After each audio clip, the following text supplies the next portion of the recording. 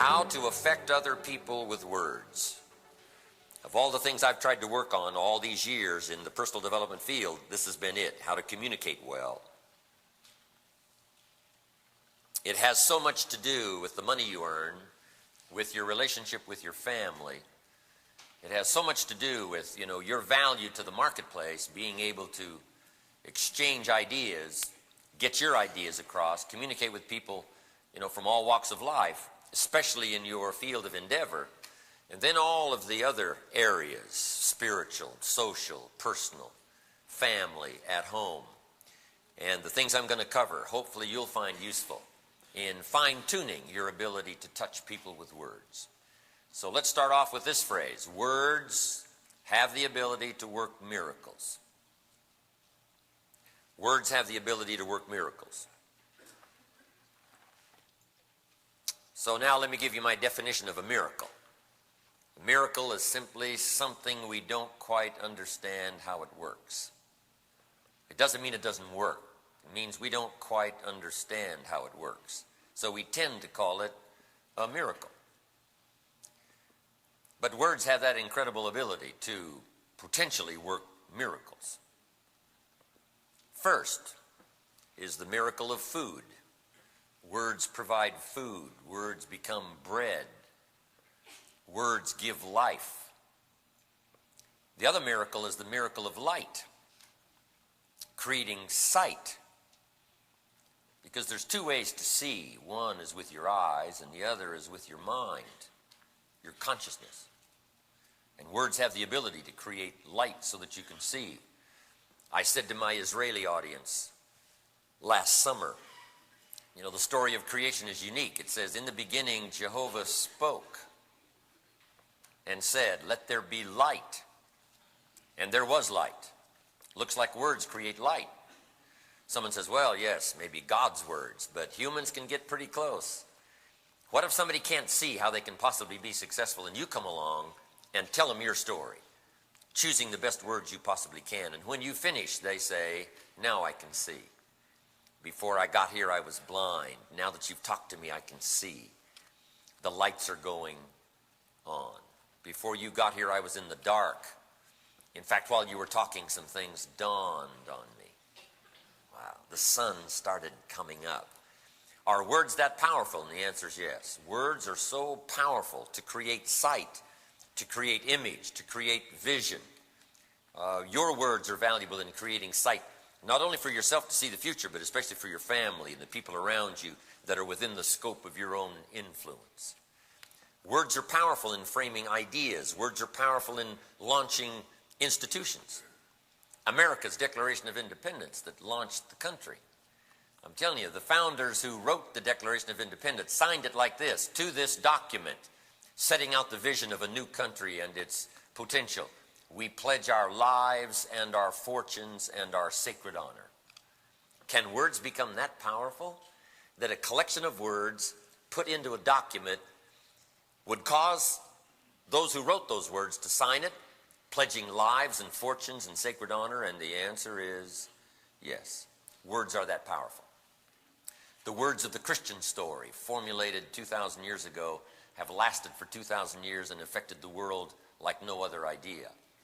Words framed, words chosen, words fit together to create not only bread so that we can nourish ourselves, but also can create light and sight.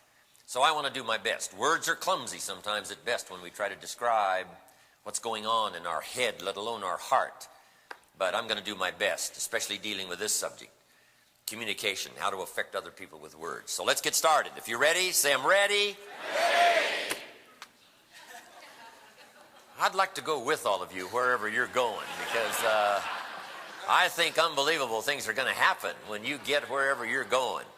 Too bad I can't go, right? 1,000 different directions after we leave here. Anyway, whoever you're going to touch in the last 30 days hasn't got a chance, I'm telling you. Unbelievable. All right.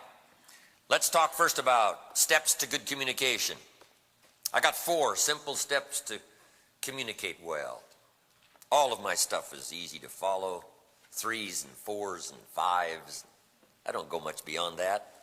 Yes, I did do a book with 7. That really stretched me. 7. 7 strategies for wealth and happiness. But here's 4 steps to achieving good communication. This is simple, easy stuff. I mentioned it yesterday, but if you didn't write it down today. Success is simply a refined study of the obvious. A refined study of the obvious.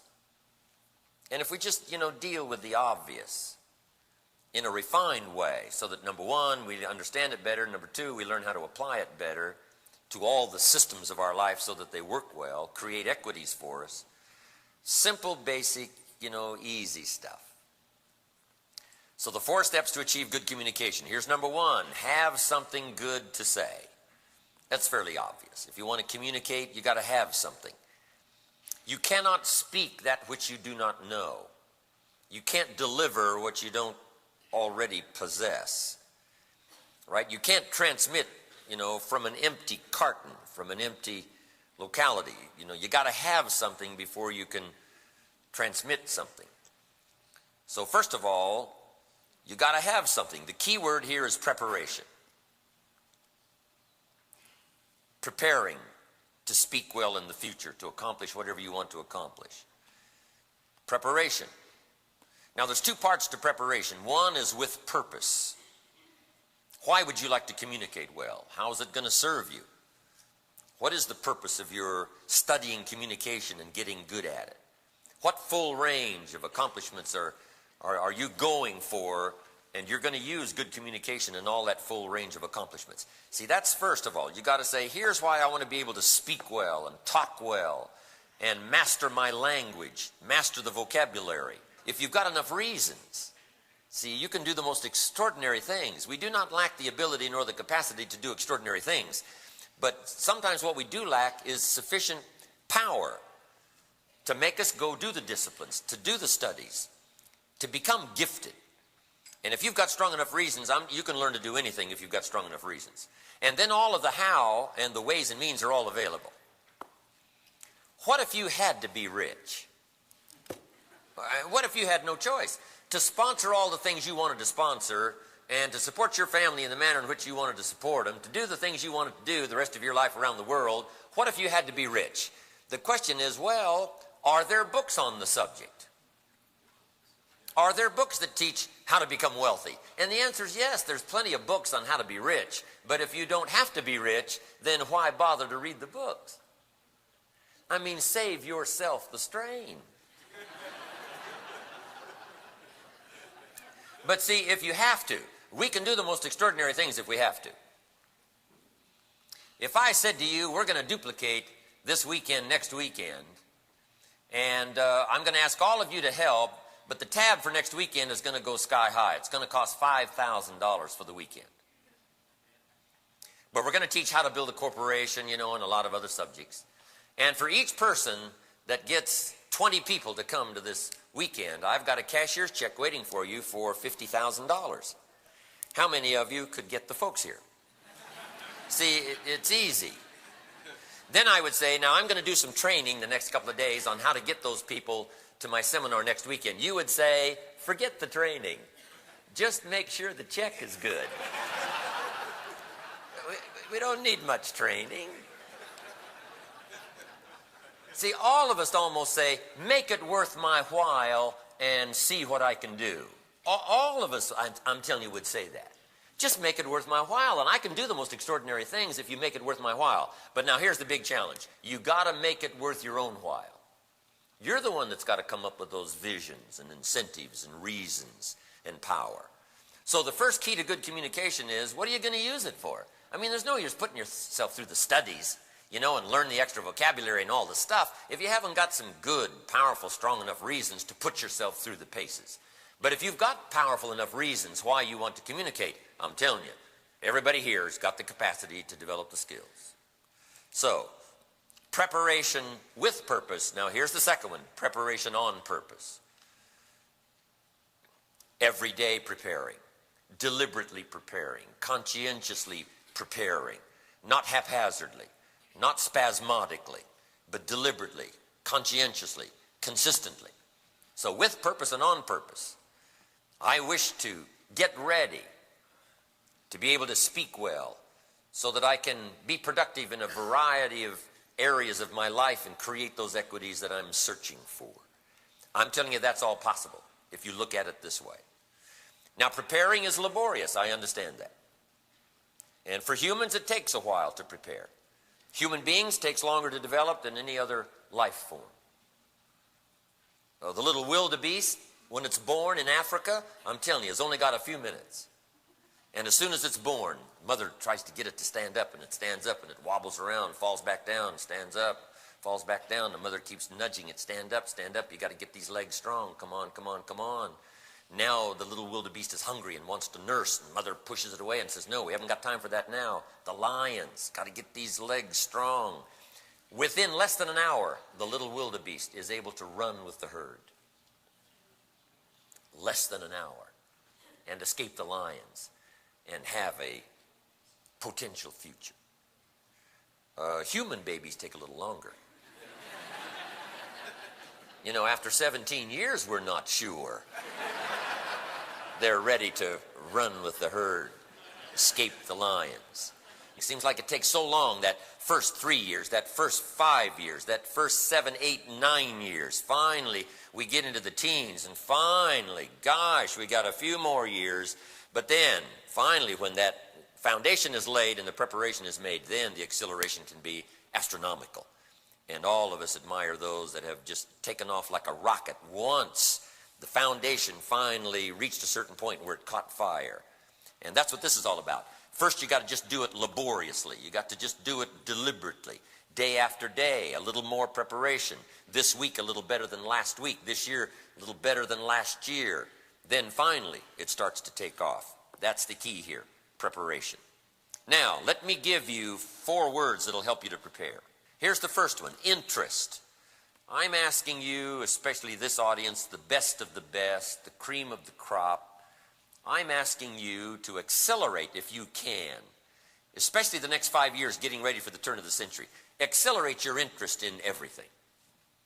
Your interest in politics, your interest in government, your interest in life, your interest in the major life questions, the major political issues, the major social challenges of the day.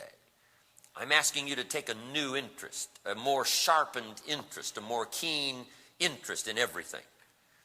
2 major subjects to study the rest of your life, and that's life and people.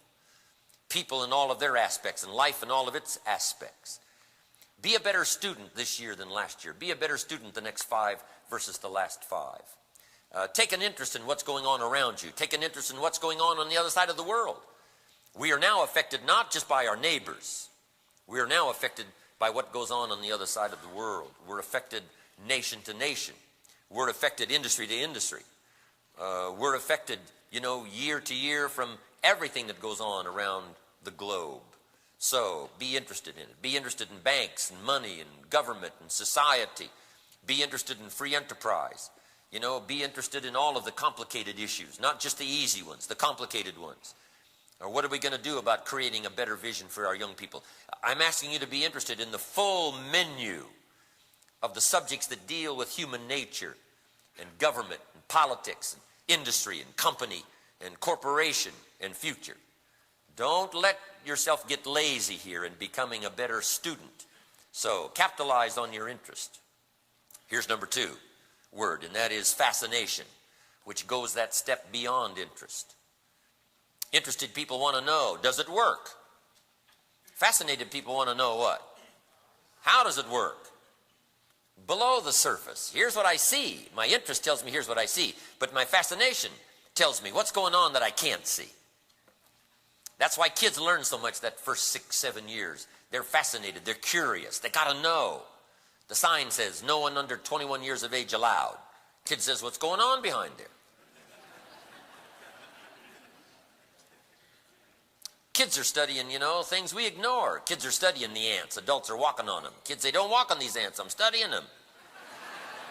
How come an ant can carry something bigger than he is?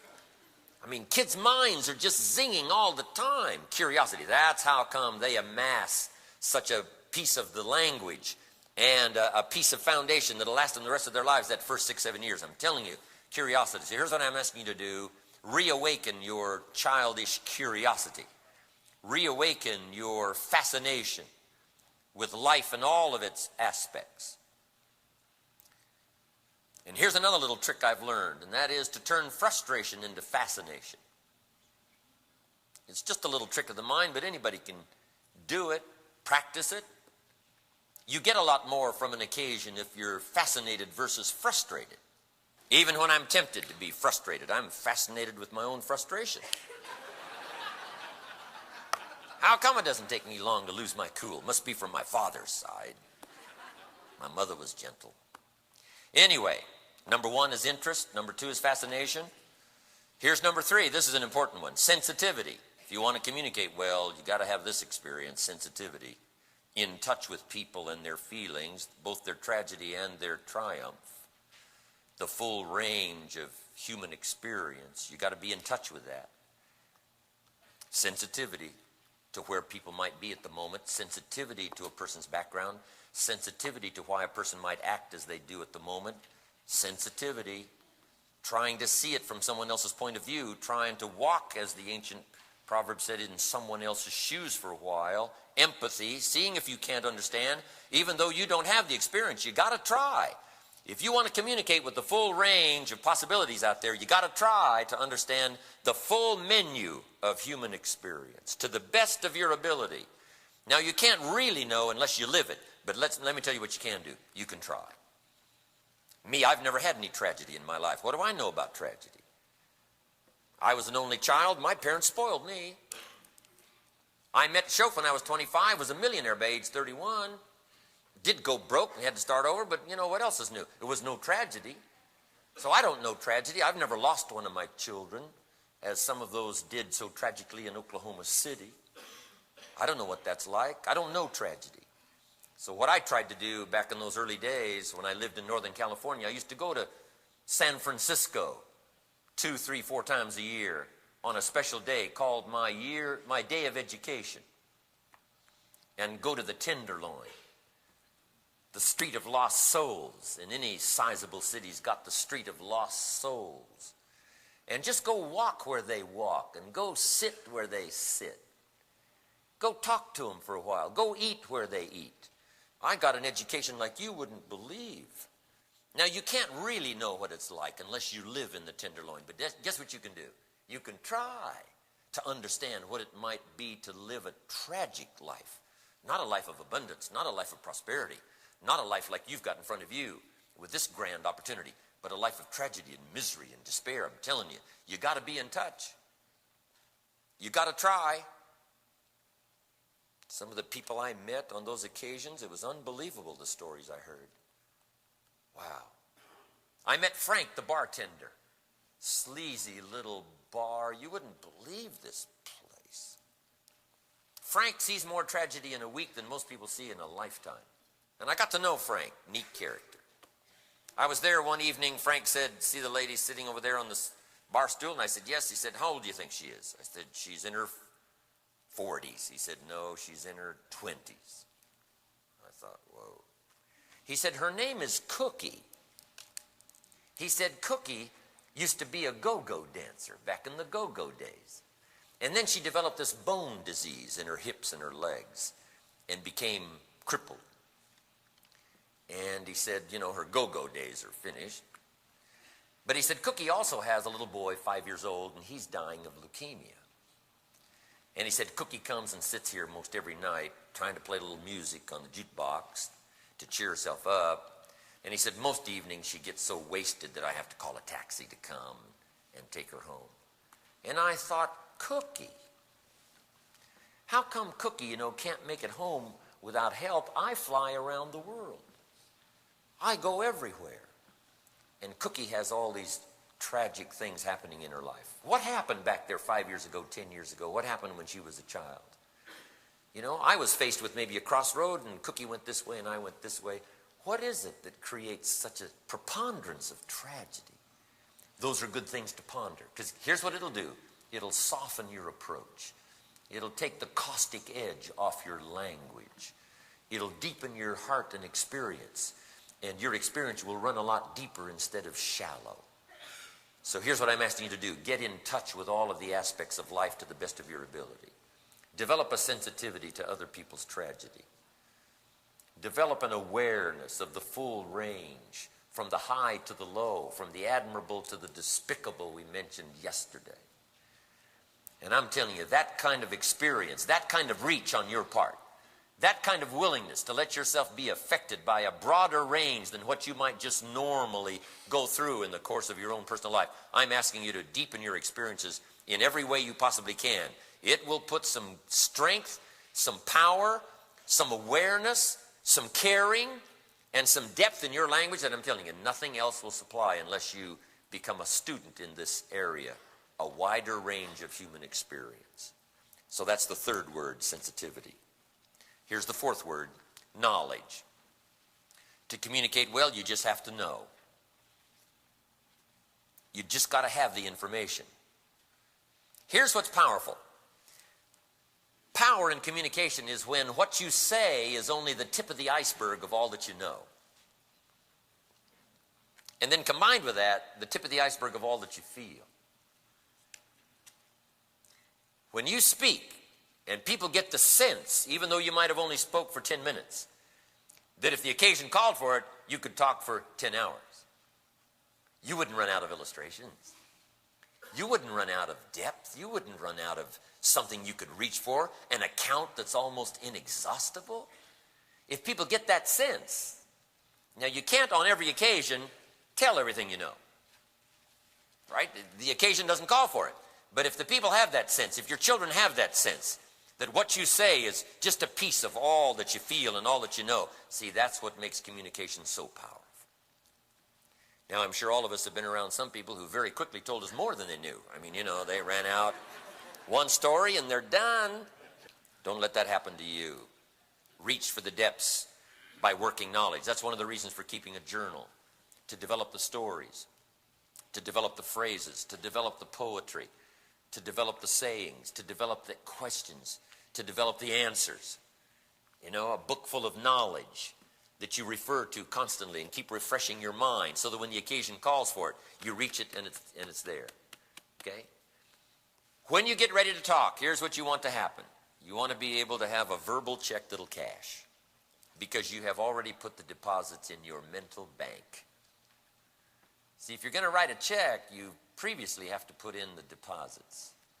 And I'm saying if you go to work on this now, no matter what the occasion is, even if it's a casual occasion, you'll have something valuable to say. If it's a serious occasion, be no doubt you'll have something valuable to say.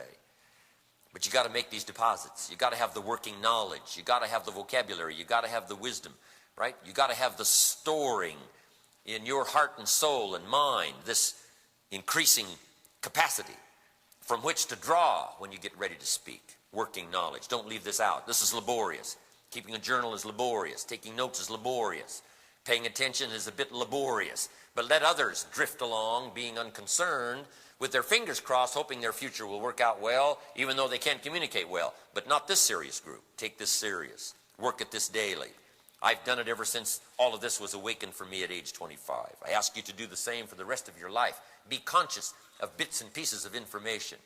Be conscious of something more to deposit in your experience bank, in your mental bank, your awareness bank, so that when you get ready to draw, it's all there. It's not a shallow account.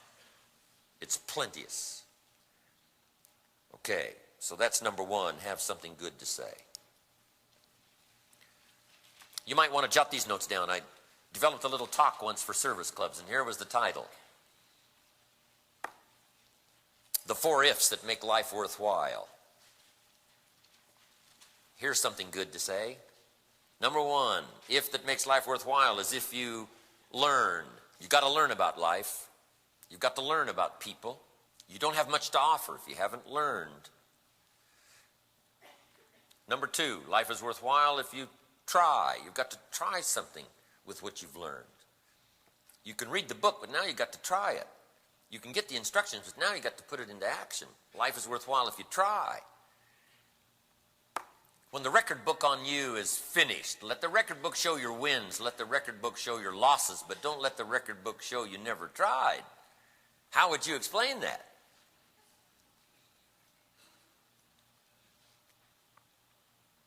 Now, if at first you don't succeed, you try again. I put the bar up 2 feet and ask the kids who can jump 2 feet. Some say, I don't know. Some say, no problem. Some say, not me. How are we going to know for sure? Well, you got to try it. You got to back up and take a run at it and see. Now, if you knock the bar down, does that mean you can't jump 2 feet? The answer is no. You just got to back up and try it again, try it again. The second time, you may sail over with ease. Come on, you got to keep trying. Here's the next word, try until. I asked the kids, how long should a baby try to learn how to walk? How long would you give the average baby before you shut it all down? Say, hey, that's enough. No, any mother in the world would say what? My baby's going to keep trying until it learns how to walk. I want you to have that same attitude. How many books will you read? Until I get enough information. How many times will you try? Until it happens. Until it starts to show some increase, some benefit, some progress. How many classes will you take? Until I have enough. Until I have an ongoing education that serves me well as an educational support system second to none. That's how long, me, until. I'm asking you to do that. To have magic with your family. How many classes would you take and how many things would you practice to be able to have that? And you say, as many as it takes until. Develop the until attitude. And you cannot be stopped. So life is worthwhile if you learn. Number 2, life is worthwhile if you try. Here's number 3. Life is worthwhile if you stay. You have to learn to stay. Hang in there. Some people plant in the spring, leave in the summer. Some build a foundation, get weary of that and wander off somewhere else and build another foundation. Guys got these foundations scattered across the country. No walls, no roof, no finish. I asked a friend of mine once, Jim Cardwell, Phoenix, Arizona. I said, Jim, you know, what are you really good at? He said, starting over. He said, that's my specialty. I asked him if he was good at any particular sport. He says, yes, skating on thin ice. He said, that's my sport. Hey, you've got to stay. Hang in there. Who are these people that leave before the game is over? Walking on your shoes and spilling Coke down your neck. Who are these people? A little less than refined in sophistication. Come on, if you've signed up to see the game, stay till it's over. If you've signed up to play, you have to stay till it's over. Some say, hey, we're too many points behind, we're out of here. No, they'd run you out of town. You'd lose all your decency. You'd lose all of your reputation. Come on, stay till it's over. You don't have to go to every game, but every game you sign up for, stay till it's over. You got to stay through the summer. You got to stay when it's hot. You got to stay when the challenge is on. Now, you don't have to plant every season. Nobody would ask you to do that. But any season you do start it, stay till it's finished. Stay till the cycle is over and see what comes of it. This is true, refined sophistication. Stay. Life is worthwhile if you learn to stay. See it through.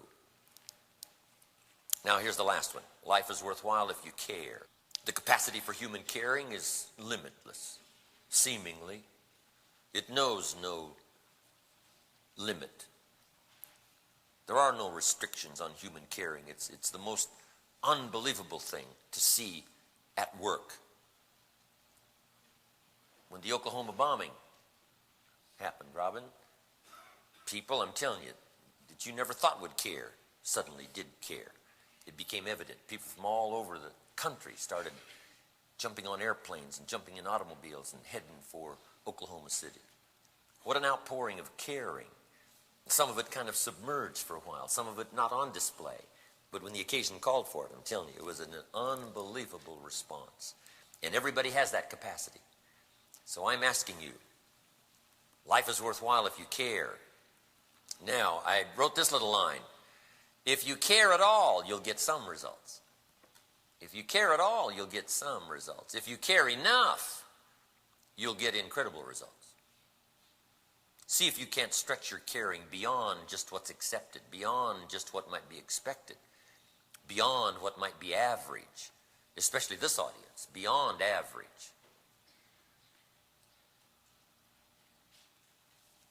So, point 1, step to success, have something good to say. Number 2 is say it well. First, you got to have something. Make the mental and emotional deposits. Now then, you've got to be able to deliver it well. If you've got this bank of knowledge and experience and all of the stuff, but now you've got a faulty delivery system, see, sometimes that's where it loses its appeal, or it loses its effectiveness, it loses its dynamics. Doesn't penetrate through, doesn't reach the heart, doesn't reach the soul, doesn't reach the occasion, doesn't solve the problem. It falls too short. Not from lack of spirit and awareness and all of the stuff, mental, bank of preparedness, but now being unable to deliver it well. So this is valid, number 2, saying it well. And let me give you some keys on saying it well. Here's number 1, sincerity. I started with that yesterday morning. Sincerity creates the best climate and atmosphere for something good to happen. If someone sincerely wishes to transmit ideas in a viable manner that's useful, that's hearable, that's understandable, that's, mixed with power, mixed with heart and soul. If somebody is sincere, see, that lays the preparation that nothing else can lay. So sincerity. Here's the next one, repetition. To say it well, you just need practice. I've been practicing all these years. I've been lecturing for the public for almost now 34 years. And each occasion is trying to improve, trying to get better, because I had the same problems everybody had when I first started. My first public talk, I stood up, my mind sat back down. I opened my mouth and nothing came out for a while, right? My knees are banging together, sweat's pouring off my face, shaking like a leaf. It's called terror, in case you haven't tried it. But see, I got up and I did it again, and then I did it again, and then I did it again, and I swallowed hard, and I did it again, and finally gained a little more confidence. Yeah, but it takes time. But I'm telling you, anybody can master it, because remember from yesterday, no one lacks the capacity. And if you become too lazy to cash in on the other 90% you haven't used yet, then that's your fault, not the government, not anybody else's. But I'm asking you percentage by percentage point. Just get better, capitalize on 10% of your capacity, and then 20, and then 30, and just keep this graph going up. And you will be startled at the effect that you'll have on your business and your life and the people that you're in touch with, your family, and everything that radiates out from you that comes within the circle of your influence. Practice. Now, next is brevity. Sometimes, when you get better, you can be shorter. Sometimes at first, right? It takes a long time to get it said. But when you've developed skills later on, brevity will be powerful. You won't have to say much. Jesus was brief. In putting his team together, he wandered around the countryside, and every once in a while he'd look at someone and say, "You follow me." See, that's short. That's no hour sermon. Short. Now, how could he be so brief? Here's the note. He could be brief because of what he was that he didn't have to say. And see, that's the secret. We covered yesterday, personal development. That's the secret. For what he was that he didn't have to say, he could be very brief. Didn't take long. Most of his pronouncements were very short. Can be memorized in not too long a period of time. All that he had to say that's ever been recorded. It's not that long. But he could be brief because of what he was. The power that he had of what he was. See, if someone's reputation has preceded them, they probably don't need to say much when they show up. If your reputation gets there before you do, it may not take you long. And that's what you want to build, that kind of reputation that's out there, the kind of person you are, the kind of personality you have, right? The kind of aura, the kind of charisma that you've developed. I'm telling you, it doesn't take many words if you've got all that other stuff going for you. You can be brief. Next is style. Now, you've got to develop your own style, but here's a good point. Be a student of style.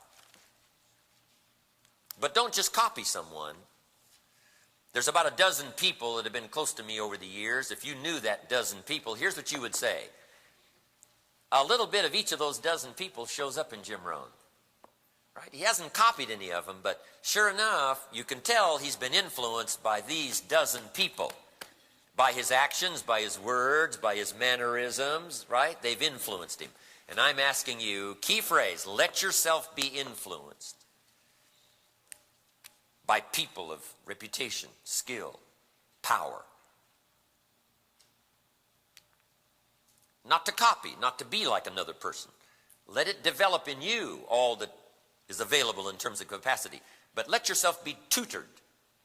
Let yourself be influenced by a wide range of people that you consider competent in their field, that you consider that have the heart, the soul, the language, the skill, the style.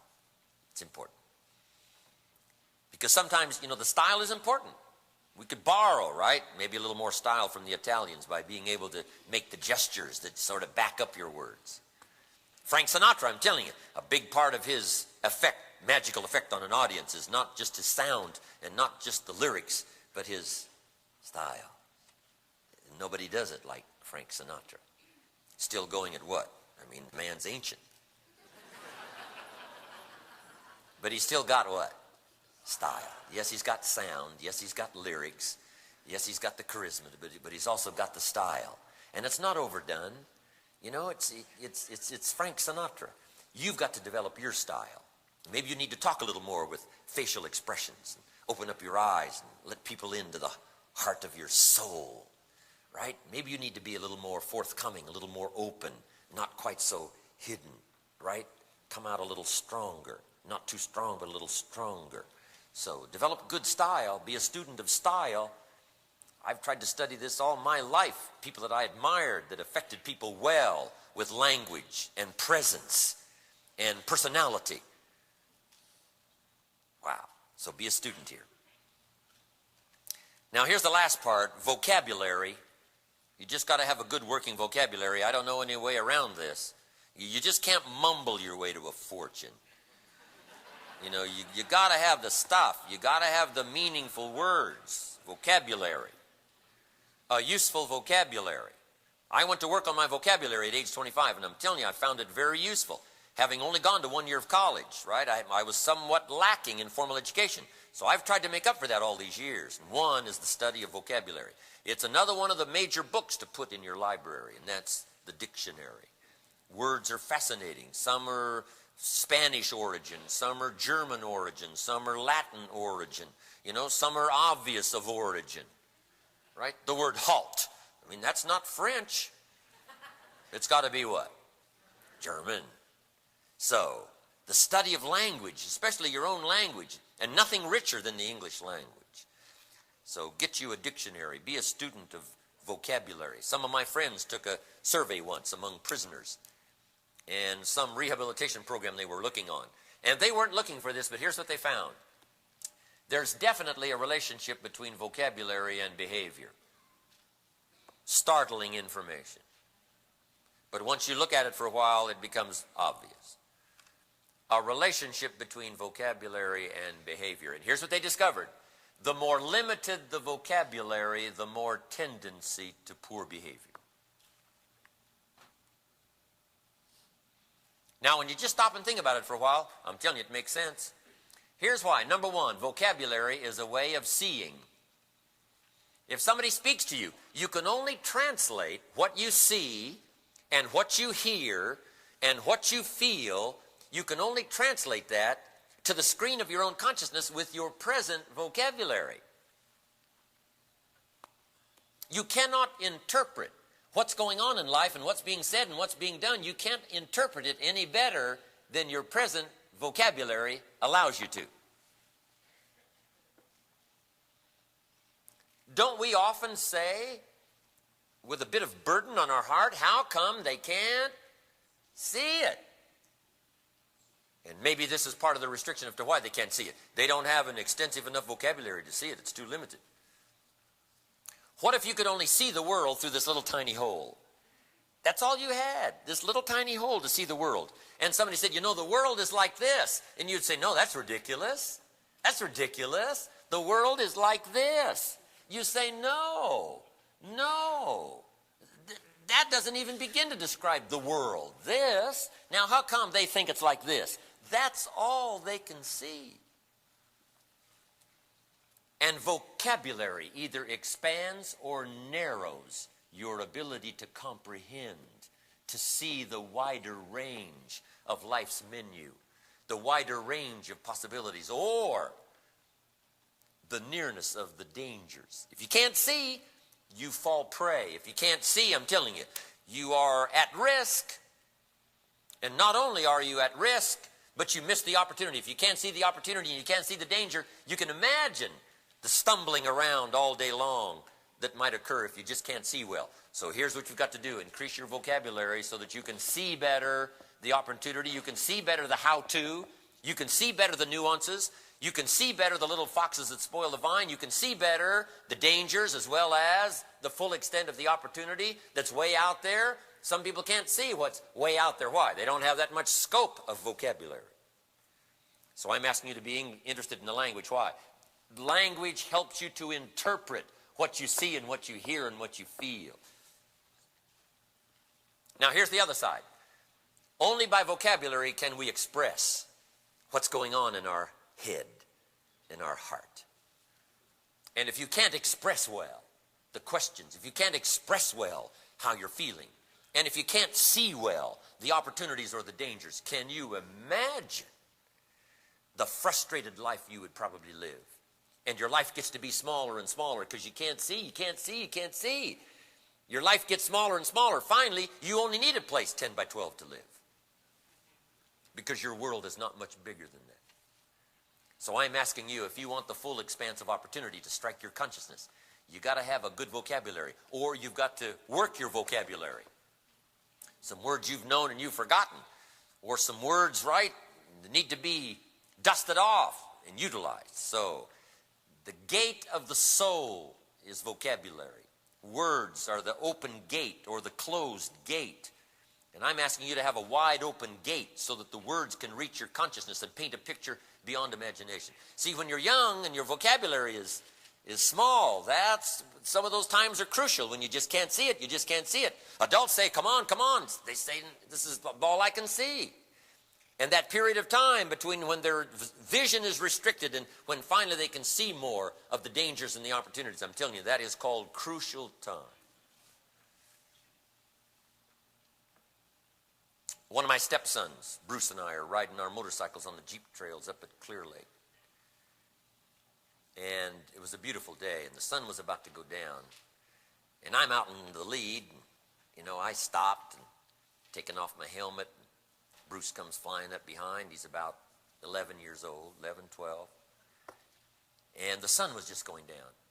And just before he got there, I'm admiring the sunset and the valley and the mountains behind. It was absolutely breathtaking.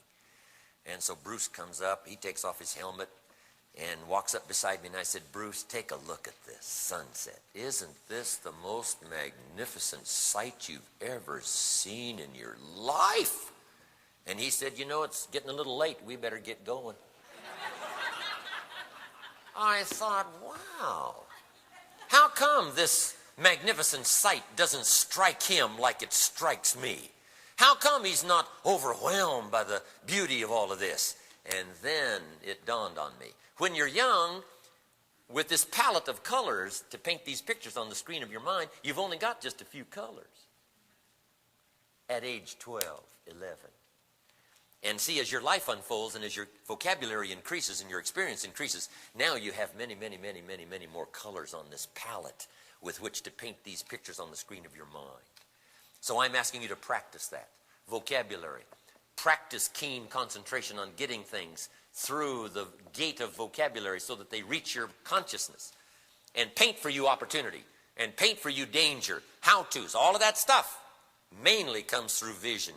Vision comes through vocabulary. Now here's what I used to do. Back in those early days, I would take 2 or 3 words I didn't know and put them up on the sun visor of my car. And by the time the day finished, I had mastered 2 or 3 more words. And anybody can do that. 3 words a day, and at the end of the year, you've got a working vocabulary of another 1,000 words. And who knows what extra lights that extra 1,000 words might turn on as you go back and read Shakespeare again, and you read the Bible again, and you read the books again, and you read the training classes again. Now you're able to see some things you couldn't see before. Do not restrict your sight. Keep working on your ability to see.